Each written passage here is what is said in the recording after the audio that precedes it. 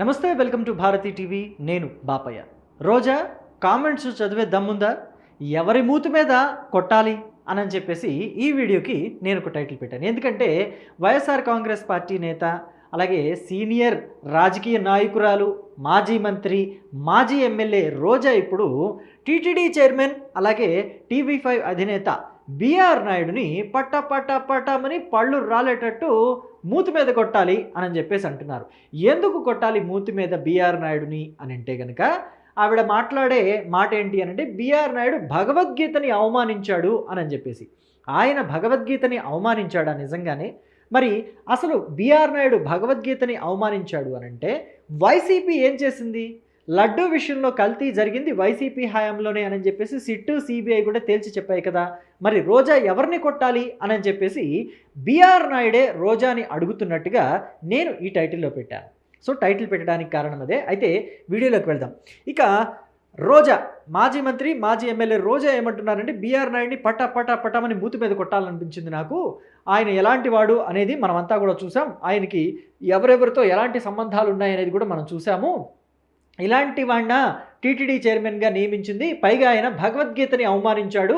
భగవద్గీతని మనం రోజు అసలు ఒక్క పేజీ అయినా చదవాలి, లేదా ఒక శ్లోకమైనా చదవాలని పెద్దవాళ్ళు చెప్తూ ఉంటారు. హిందువులు భగవద్గీతని ఎంత ఆరాధిస్తారో తెలియదా? మరి అలాంటి భగవద్గీతనైనా అవమానించేది? ఇలాంటి వాళ్ళని చూస్తే లాగిపెట్టి కొట్టాలనిపిస్తుంది నాకు అని చెప్పేసి రోజా అన్నారు. అయితే భగవద్గీతని అవమానించారా, లేకపోతే వైసీపీ హయాంలో ప్రింట్ చేసిన భగవద్గీతల గురించి బిఆర్ నాయుడు మాట్లాడారా అనేది క్లారిటీ ఇవ్వకుండా రోజా మాత్రం బిఆర్ నాయుడు నెత్తి మీద ఒక బండేయాలని చూశారు. కానీ సోషల్ మీడియాలో అంతా కూడా ఇప్పుడు టీడీపీ అభిమానులు, అలాగే కొంతమంది హిందూ ధర్మానికి సంబంధించిన వాళ్ళు, సనాతన ధర్మానికి సంబంధించిన వాళ్ళు రోజాని మాత్రం ఒక రేంజ్లో ట్రోల్ చేస్తున్నారు. ఎందుకని అంటే ఇక్కడ బిఆర్ నాయుడు చెప్పిన మాట ఒకటే. తిరుమల తిరుపతి దేవస్థానానికి సంబంధించి గత వైసీపీ ప్రభుత్వం ఒక 5 కోట్లు, సుమారు 5 కోట్ల రూపాయలు వెచ్చించి కొన్ని లక్షల కాపీల భగవద్గీతల్ని తయారు చేయించింది. కొన్ని లక్షల కాపీల భగవద్గీతలు, అది కూడా 5 లాంగ్వేజెస్లో తయారు చేయించి వాటిని అలాగే మూలబెట్టేశారు ఒక గదిలో. కొన్ని కాపీలు జనానికి పంచిపెట్టగా ఇంకా 32 లక్షల కాపీలు అలాగే గదిలో ఉన్నాయి. అవి ఆ గదిలో ఉండటం వల్ల స్పేస్ కూడా ఆక్రమించుకుంటున్నాయి, అడ్డంగా ఉన్నాయి అని చెప్పేసి అన్నారు.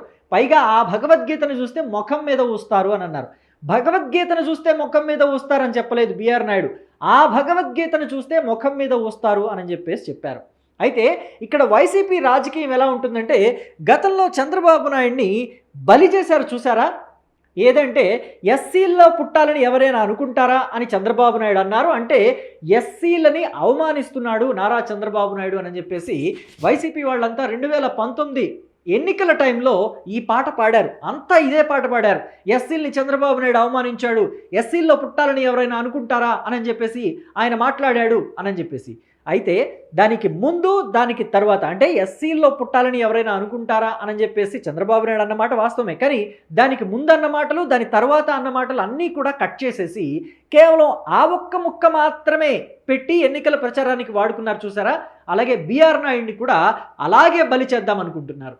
బిఆర్ నాయుడు ఏ కాంటెక్స్ట్లో ఆ మాట వాడారు? ఆ భగవద్గీతలు అంటే వైఎస్ఆర్ కాంగ్రెస్ పార్టీ వాళ్ళు ప్రింట్ చేసిన భగవద్గీతల గురించి కదా బిఆర్ నాయుడు మాట్లాడింది. ఇక్కడ వైఎస్ఆర్ కాంగ్రెస్ పార్టీ వాళ్ళు మీకు ఇంకా గుర్తు చేయాలి అంటే ఆయన ఎందుకు ఆ మాట అన్నారు అని చెప్పేసి గుర్తు చేయాలి అంటే మీకు ఒక మాట చెప్పాలి. లోకేష్ శాసన మండలిలో మాట్లాడుతూ వైసీపీ హయాంలో పిల్లలకి ఇచ్చిన డిక్షనరీల గురించి మాట్లాడారు.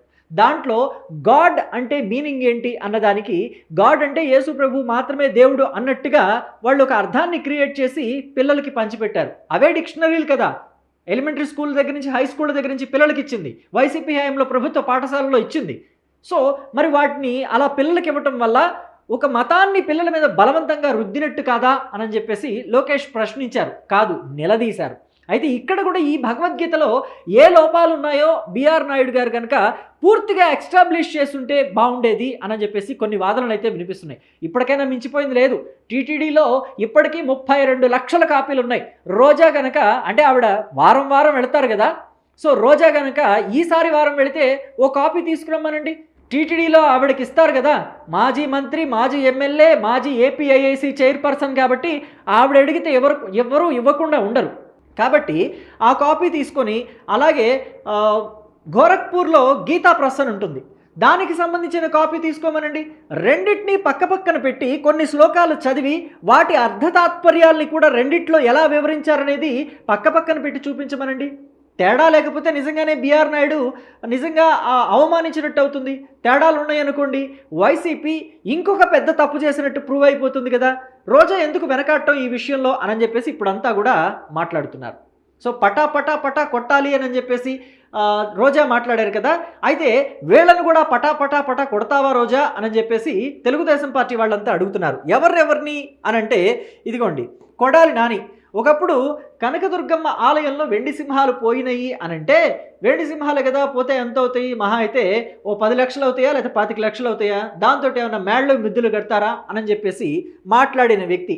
మరి ఆ రోజు కనకదుర్గమ్మ ఆలయంలో వెండి సింహాలు పోతే మరి కనకదుర్గమ్మకి ఏం ఒరుగుతుంది, ఏమవుతుంది అని చెప్పేసి ఆలయాన్ని, హిందూ ధర్మాన్ని తక్కువ చేసి మాట్లాడిన కొడాలి నాని మూతి మీద కూడా పటా పటా పటా కొడతావా రోజా అని చెప్పేసి అడుగుతున్నారు. మరి రోజా ఏం సమాధానం చెప్తుందో వారందరికీ. అలాగే ఒకప్పుడు అంటే వైసీపీ హయాంలో అయితే భూమన కరుణాకర్ రెడ్డి వెంకటేశ్వర స్వామికి పరమ భక్తుడిగా అవతారం ఎత్తి నుదుటిన బొట్టు పెట్టుకొని ఎల్లప్పుడూ శాలువాలు కప్పుకొని తిరుగుతూ ఉండేవారు. కానీ వైసీపీ హయాం కన్నా ముందు అంటే ఆయన కాంగ్రెస్ పార్టీలో ఉన్నప్పుడు కన్నా ముందు ఆయన నాస్తికుడు కదా. అప్పట్లో తిరుమల కొండ మీద ఉండేది కాదు. తిరుమల కొండ అంతా బోడుగుండులాగా ఉండేది. 2 కొండలే ఉండేవి, 7 కొండలు లేవు. పైన అంతా కూడా ఒక నల్ల రాయి ఉండేది, ఉండేది కాదు, అక్కడ దేవుడు లేడని చెప్పి నాస్తికపు మాటలు మాట్లాడిన భూమన కరుణాకర్ రెడ్డిని ఏ మూతి మీద కొడతావు అని చెప్పేసి మూతి మీద ఆయన మూతి మీద కూడా పటా పటా పటా కొడతావా అని చెప్పేసి తెలుగుదేశం పార్టీ కార్యకర్తలంతా అడుగుతున్నారు రోజాని. మరి రోజా ఏం సమాధానం చెప్తుంది? అలాగే జగన్మోహన్ రెడ్డి ఆ మధ్య కడపకు ఏమో వెళ్ళారు. ఒక 4 నెలలు 3 నెలలు అవుతుంది, 4 నెలలు అవుతున్నట్టుంది గట్టిగా. సో ఆ టైంలో అక్కడ అరటిపళ్ళ తోటలు వాటన్నిటిని పరిశీలిస్తున్న క్రమంలో చంద్రబాబు నాయుడు ఉద్దేశించి అదేదో లడ్డు అంటాడు, అదేదో గుడి అంటాడు అని చెప్పేసి, అదేదో గుడి అదేదో లడ్డ అంటే తన నోటితో తాను కనీసం వెంకటేశ్వర స్వామి ఆలయము, తిరుమల శ్రీవారి ఆలయము, తిరుమల శ్రీవారి లడ్డు ప్రసాదం అని కూడా చెప్పలేకపోయాడా? అదేదో లడ్డు అదేదో గుడి అని అవమానించిన జగన్మోహన్ రెడ్డి మూతి మీద కూడా పటా పటా పటా కొడతావా రోజా అని చెప్పేసి టీడీపీ అభిమానులంతా అడుగుతున్నారు. మరి రోజా ఏం సమాధానం చెప్తుందో ఏమో. ఇక అలాగే వైవి సుబ్బారెడ్డి ఈయన హయాంలోనే కదా మరి తిరుమల తిరుపతి దేవస్థానంలో లడ్డు పూర్తిగా కల్తీ అయింది. అలాగే భూమన కరుణాకర్ రెడ్డి హయాంలో కూడా ఆ లడ్డు కల్తీ అలాగే కొనసాగింది అని చెప్పేసి సిట్టు విచారణలో తేలింది. మరి భూమన కరుణాకర్ రెడ్డి కూడా అది నెయ్యి కల్తీ అయ్యిందని ఒప్పుకుంటున్నాను నేను అని చెప్పేసి అన్నాడు. మరి నెయ్యి కల్తీ నీ హయాంలో జరిగితే ఏం చేస్తున్నావు వైవి సుబ్బారెడ్డి అని ఆయన మూతి మీద కూడా రోజా పటా పటా పటా కొడతావా రోజా నువ్వు అని చెప్పేసి, కొట్టగలవా నువ్వు రోజా అని చెప్పేసి ఇక్కడ అడుగుతున్నారు తెలుగుదేశం పార్టీ కార్యకర్తలు. మిగతా పార్టీల్లో వాళ్ళు కూడా అడుగుతున్నారు, కేవలం తెలుగుదేశం పార్టీయే కాదులేండి, జనసేన వాళ్ళు కూడా అడుగుతున్నారు. ఎందుకంటే రోజా మాటికి పవన్ కళ్యాణ్ మీదకి వెళ్తుంది కదా. సో అందుకని జనసేన వాళ్ళు, భారతీయ జనతా పార్టీ వాళ్ళు కూడా ప్రశ్నిస్తున్నారు ఇక్కడ రోజాని. మరి రోజా నువ్వు వైవి సుబ్బారెడ్డిని, జగన్మోహన్ రెడ్డిని, భూమన కరుణాకర్ రెడ్డిని వీళ్ళందరినీ మూతి మీద పటా పటా పటా కొట్టగలవా అని చెప్పేసి అడుగుతున్నారు. మరి రోజా ఏం చెప్తుందో ఏమో. ఇక అన్నిటికన్నా ముఖ్యమైన విషయం ఏంటంటే రోజా TV5లో వచ్చే అర్ధరాత్రి పూట వచ్చే కొన్ని పాటల గురించి, ప్రోగ్రామ్స్ గురించి మాట్లాడారు. అయితే అసలు రోజా వచ్చింది ఎక్కడి నుంచి, ఆవిడ ఎలాంటి వీడియోస్ చేశారు, ఎలాంటి సినిమాలు చేశారు, ఎలాంటి సాంగ్స్ చేశారు, ఎలాంటి స్టెప్పులు వేశారు అనేది మనందరికీ తెలిసిందే. అయితే అది హీరోయిన్గానే మాత్రమే అనుకుంటే కాదు. ఇక్కడ ఆవిడ ఎమ్మెల్యేగా ఉన్నప్పుడు కూడా ఇలాంటి స్టెప్పులు వేశారు, ఇలాంటి డ్రెస్సులు వేసుకున్నారు. ఇవన్నీ కూడా సోషల్ మీడియాలో ఇప్పటికీ అందుబాటులోనే ఉన్నాయి. శేఖర్ మాస్టర్ తోటి ఆవిడ వేసిన స్టెప్పుల్ని అసలు డాన్స్ ప్రియులే కాదు, తెలుగు వాళ్ళు ఎవరూ కూడా మర్చిపోలేరు. ఈ ఏజ్లో కూడా ఈ గ్రేస్ ఏంటి అని చెప్పేసి అనుకున్నారు. ఏ మాటకు ఆ మాట ఒప్పుకోవాలి, రోజా డాన్స్లో గ్రేస్ ఉంటుంది. కానీ మరి ఆవిడ వచ్చేసి అశ్లీల నృత్యాలని, అశ్లీలపు పాటలు అని చెప్పేసి ఏవేవో మాటలు చెప్తూ TV5లో అలాంటివి వస్తున్నాయి అని అంటే అవి ఎలాంటి వాటికి దారి తీస్తుంది? మరి ఆవిడ మూతి మీద కూడా ఆవిడే పటా పటా పటామని కొట్టుకోవాలా అని చెప్పేసి తెలుగుదేశం పార్టీ వాళ్ళంతా అడుగుతున్నారు. ఇదన్నిటికన్నా ముఖ్యమైన విషయం ఏంటంటే రోజా మంత్రిగా ఉన్నప్పుడు, ఎమ్మెల్యేగా ఉన్నప్పుడు తన కోటాలో ఎంతమందిని తిరుమల తిరుపతి శ్రీ వెంకటేశ్వర స్వామి దర్శనాలకు తీసుకువెళ్ళింది, వారంలో ఎన్నిసార్లు వెళ్ళింది, ఎన్నిసార్లు ఎవరెవరు వచ్చారు ఏంటి అనే వివరాలను కూడా బయటకు తీసి మరి ఆవిడకి ఆ లెక్క చూపించి మరి నీ మూతి మీద కూడా టపా టపా టపమని కొట్టుకుంటావా అని చెప్పేసి తెలుగుదేశం పార్టీ వాళ్ళంతా అడుగుతున్నారు. మరి రోజా ఏం సమాధానం చెప్తుంది వీటికి?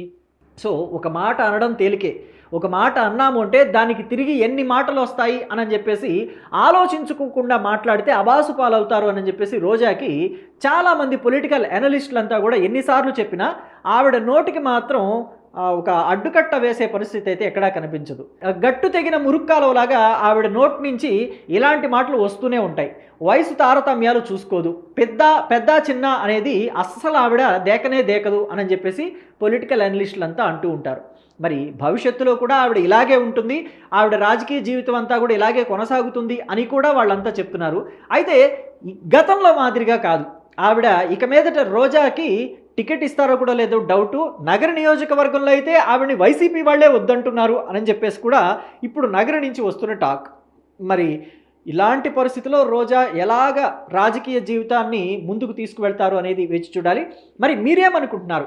రోజా బీఆర్ నాయుడు మూతి మీద పటామని కొట్టాలి అనుకుంటున్నాను అని చెప్పేసి అన్న మాటల్ని మీరు ఎలా తీసుకుంటున్నారు? అలాగే మరి ఇప్పటి వరకు నేను వైసీపీలో ఎవరెవరైతే తిరుమల తిరుపతి దేవస్థానానికి అన్యాయం చేసిన వాళ్ళు ఉన్నారో వాళ్ళ ఫొటోస్ చూపిస్తూ తెలుగుదేశం పార్టీ వాళ్ళంతా అడుగుతున్నారు రోజాని, వాళ్ళందరూ మూతి మీద కూడా పటా కొడతావా అని చెప్పేసి. రోజా అలా కొట్టగలదా? రోజా అసలు నోరెత్తి మాట్లాడగలదని మీరు అనుకుంటున్నారా? మీ అభిప్రాయాల్ని కమెంట్ బాక్స్లో తెలియచేయండి. Thank you.